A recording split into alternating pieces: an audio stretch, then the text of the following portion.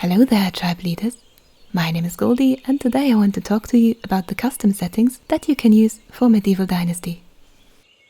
But first, a word of warning. Do not tamper with these settings if you have never played the game before, because you do not yet know what their true impact will be.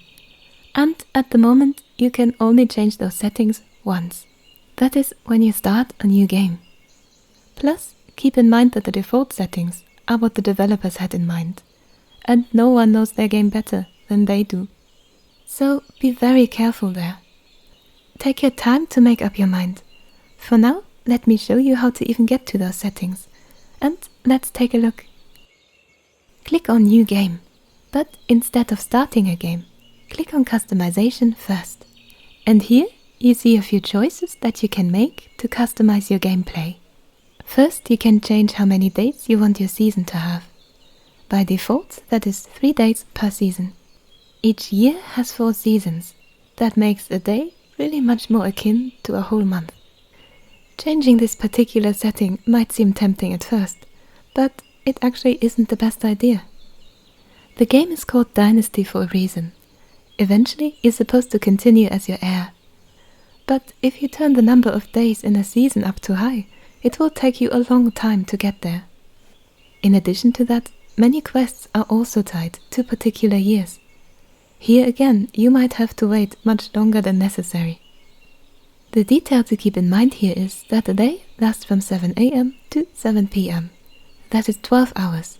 1 hour in the game is 2 minutes of your life, and 1 day would take 24 minutes.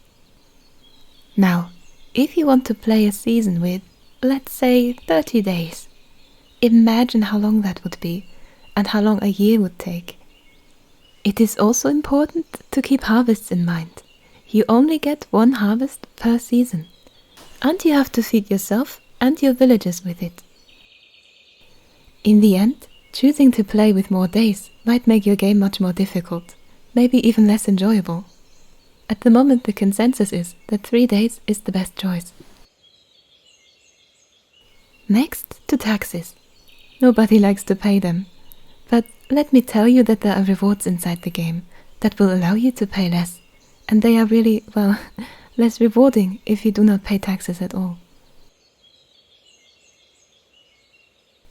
Building limit. Here you can regulate how many buildings you are allowed to place. You can choose between 100% and 200%. At 100%, you will be allowed to build 44 buildings. At 200%, this number is raised to 88. Before you decide, make sure that your system can handle the option. It will have to render more buildings, and it will have to realize more animations and AI interactions. So, choose wisely. Next are events. Those have a chance to happen each season. They will confront you with a choice to make, and this choice can have positive as well as negative consequences. You can, for example, gain money or experience, or you might raise the mood of your villagers.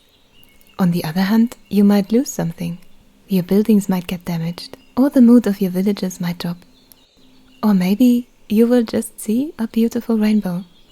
All in all, turning those off makes you miss out on part of the game. Unlimited HP.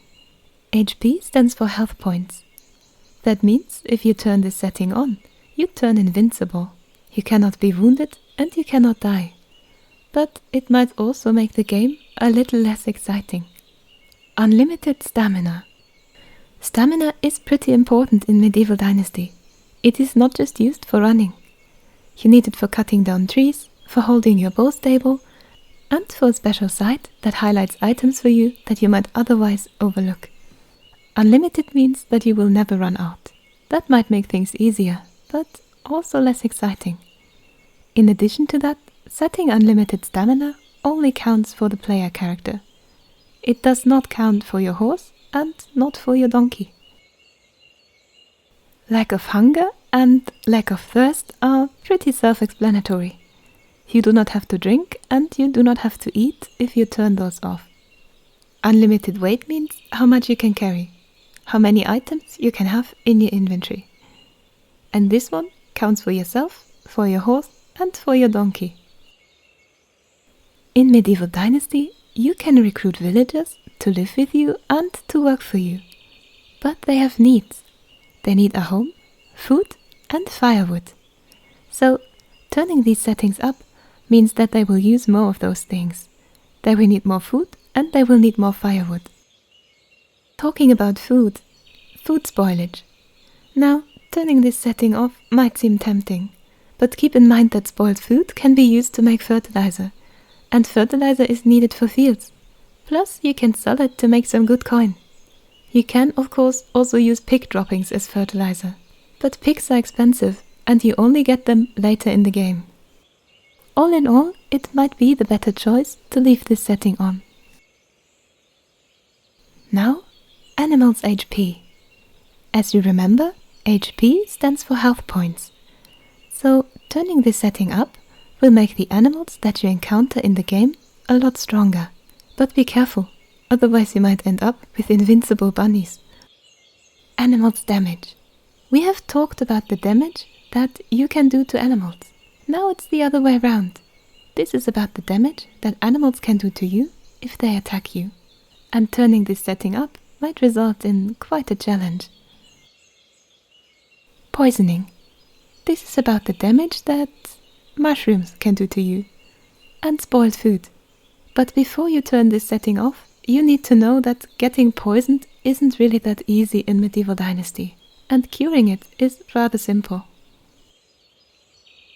Temperatures. In Medieval Dynasty you need to be dressed for the season, either to brace the cold or a heat wave. But don't worry, you can do it. And weathers are an important part of the game. I would not turn this setting off. And this is it. Now you know a little more about the custom settings for Medieval Dynasty. Maybe share yours and your experience in the comments below.